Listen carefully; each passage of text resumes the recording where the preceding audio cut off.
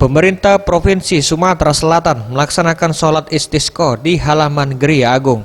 Ribuan jemaah yang terdiri dari TNI, Polri, aparatur sipil negara, serta para siswa yang ada di kota Palembang dengan khusyuk melakukan sholat sunnah 2 rakaat ini.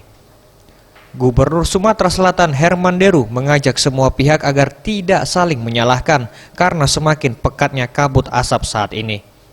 Berbagai upaya telah dilakukan oleh pemerintah Provinsi Sumatera Selatan dalam hal penanganan karhutla ini dengan melakukan pengawasan serta memberikan tindakan tegas bagi tersangka pelaku yang kedapatan membakar lahan secara sengaja.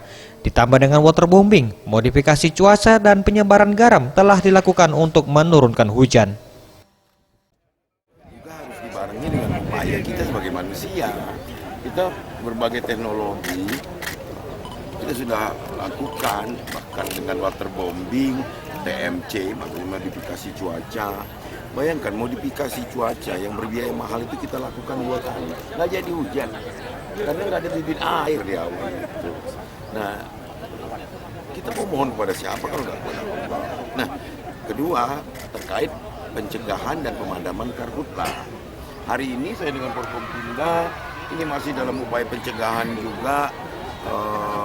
Di Kecamatan Muara Belida akan melihat dan meninjau langsung optimalisasi lahan yang potensi kebakaran, yakni rawa yang gambut dijadikan lahan produktif, dan itu sudah menunjukkan hasil.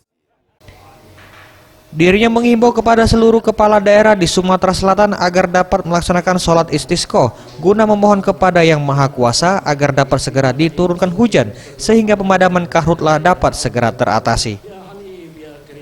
Tim Liputan Sriwijaya TV.